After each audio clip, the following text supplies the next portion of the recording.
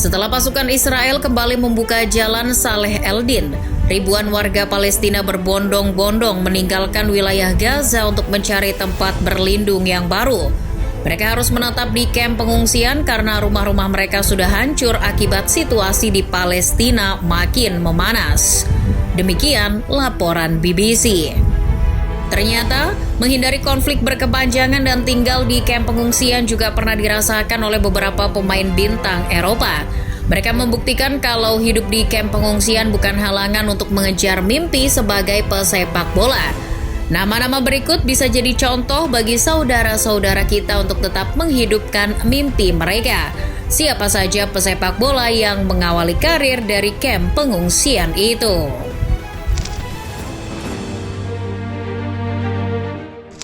Pemain pertama yang mengawali karir dari kamp pengungsian tentu saja Luka Modric. Gelandang Real Madrid itu memiliki masa kecil yang sangat sulit. Ketika kakeknya menjadi korban perang Balkan awal tahun 90-an, Modric dan sisa keluarganya terpaksa mengungsi dari tanah kelahirannya sendiri yang kala itu masih jadi bagian Yugoslavia. Kejadian itu tentu saja menghancurkan semangat hidup Modric yang masih berusia 6 tahun, sebab ia dididik dan dibesarkan oleh sang kakek. Pada saat itu sepak bola lah yang mengalihkan perhatian Modric terhadap realita yang sangat kejam. Di pengungsian, kecintaannya terhadap si kulit bundar mulai tumbuh. Modric kecil mulai memimpikan menjadi pesepak bola terkenal demi memperbaiki ekonomi keluarganya. Ketika negaranya mulai kondusif, Modric memulai karirnya bersama tim muda NK Zadar tahun 1996. Dari situlah bakat Modric mulai terlihat dan akhirnya menjadi pesepak bola ternama bersama Real Madrid dan timnas Kroasia. Selain mengoleksi 5 trofi Liga Champions, Modric juga sudah meraih 1 Ballon d'Or pada tahun 2018.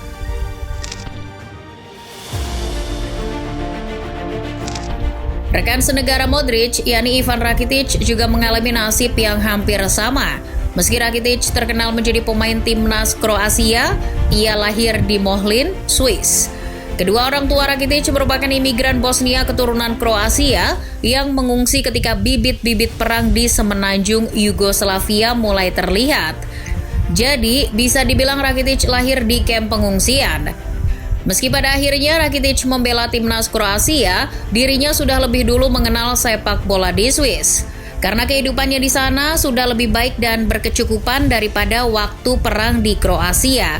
Maka dari itu ia memutuskan untuk melanjutkan pendidikan sepak bolanya di FC Basel. Kemunculannya pun dirasa jadi anugerah tersendiri bagi persepak bolaan Swiss. Digadang-gadang bakal jadi pilar penting timnas Swiss, Rakitic justru memutuskan untuk membela negara ayahnya, Kroasia. Meski sempat menimbulkan perdebatan hingga ancaman dari para fans Swiss, keputusan ini jadi pilihan yang tepat bagi sang pemain. Itu dibuktikan dengan karirnya bersama timnas Kroasia yang luar biasa. Pemain selanjutnya ada bintang Bayern Munchen sekaligus timnas Kanada, Alphonso Davies. Davies ternyata memiliki masa kecil yang sangat sulit. Ia lahir di kamp pengungsi pada tahun 2000 lalu dari rahim seorang ibu yang terusir dari tanah kelahirannya sendiri, Liberia. Awalnya, Republik Liberia didirikan guna menampung para budak kulit hitam Amerika Serikat yang baru saja memperoleh kebebasan. Namun di tanah kebebasan itu pula salah satu perang sipil di tanah Afrika terjadi. Nah, orang tua Davies jadi salah satu yang terdampak pada tahun 1999. Mereka berakhir di kamp pengungsi Buduburam yang terletak di sisi barat ibu kota Ghana, Accra. Di sanalah sosok Alphonso Boyle Davies lahir pada 2 November 2000. Setelah menghabiskan 5 tahun yang sulit di pengungsian, bersama kedua orang tuanya, Davies pindah ke Windsor, Kanada untuk mendapatkan kehidupan yang lebih baik. Di sanalah Davies mulai membangun karir sebagai pesepak bola profesional. Vancouver jadi klub profesional pertama bagi Davies. Setelah 3 tahun di sana, barulah Davies diboyong Bayern Munchen dan mengukuhkan diri sebagai salah satu bek kiri terbaik di dunia.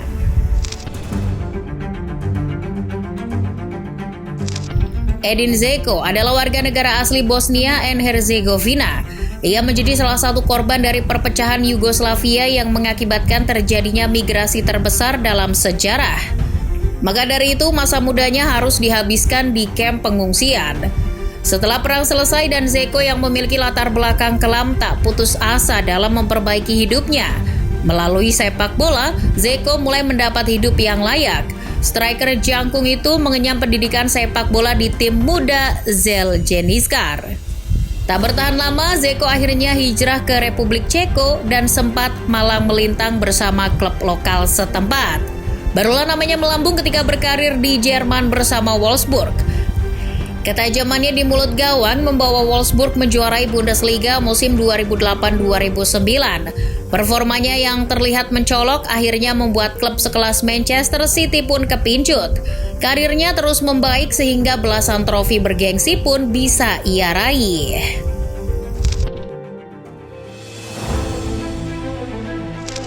Gelandang andalan Real Madrid Eduardo Camavinga juga ternyata lahir dan besar di kamp pengungsian, tepatnya di Angola setelah keluarganya melarikan diri dari peperangan. Kehidupannya mulai membaik setelah kedua orang tuanya membawa Camavinga mencari tempat tinggal yang layak di Prancis. Camavinga merasa bersyukur bisa meraih kesuksesan di dunia sepak bola meski masa lalunya tak mudah. Dilansir Goal, ia bahkan sempat dipilih sebagai pemain yang memiliki nasib sebagai mantan pengungsi untuk memberikan semangat kepada pengungsi di seluruh belahan dunia untuk mewujudkan apapun mimpi mereka. Perjalanan karir sepak bola Camavinga bisa dibilang cemerlang. Menembus skuad utama Rennes di usia yang masih sangat muda, Camavinga menjelma jadi salah satu gelandang masa depan timnas Prancis. Puncaknya ketika Real Madrid datang pada tahun 2021. Bermain untuk El Real, Camavinga kini telah memenangkan segalanya termasuk Liga Spanyol dan Liga Champions.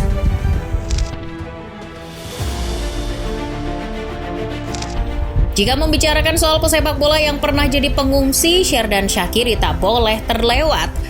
Banyaknya perpecahan yang terjadi di tempat asalnya, Kosovo, membuat orang tua Shaqiri memutuskan pergi meninggalkan tempat kelahiran sang pemain. Mereka pun akhirnya pergi ke negara netral dan hidup tenang di Swiss. Mungkin dari sekian nama di daftar ini, Shaqiri yang paling nelangsa. Sudah jadi pengungsi, postur tubuhnya jadi penghalang mewujudkan mimpinya sebagai pesepak bola.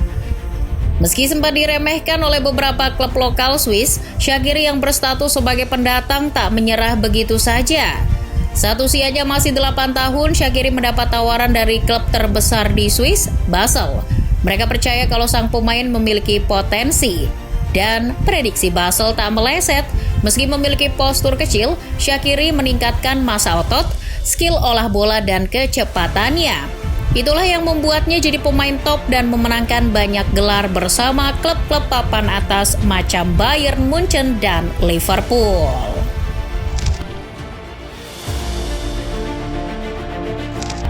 Lalu yang terakhir ada rekan satu tim Shaqiri di timnas Swiss, Granit Xhaka. Mantan pemain Arsenal itu memang lahir di Swiss, namun dalam dirinya mengalir darah Albania dari kedua orang tuanya yang memilih bermigrasi ke Swiss karena gejolak di negaranya. Ayah Xhaka, Ragib Xhaka, saat muda merupakan seorang Kosovorian yang kerap memprotes pemerintahan Yugoslavia. Didikan sang ayah dan lingkungan yang keras pasca konflik membentuk karakter Xhaka sebagai pemain sepak bola yang selalu berapi-api di lapangan. Meski memiliki darah Albania, Xhaka memutuskan untuk membela timnas Swiss karena merasa berhutang pada negara tersebut. Berbeda dengan sang kakak, Taulan Xhaka yang memilih untuk bela Albania. Pilihan Granit Xhaka terbilang tepat karena ia jadi salah satu pemain paling penting di negaranya. Kini, dirinya telah mencatatkan rekor sebagai pemain dengan penampilan terbanyak untuk tim nasional, yakni 119 caps.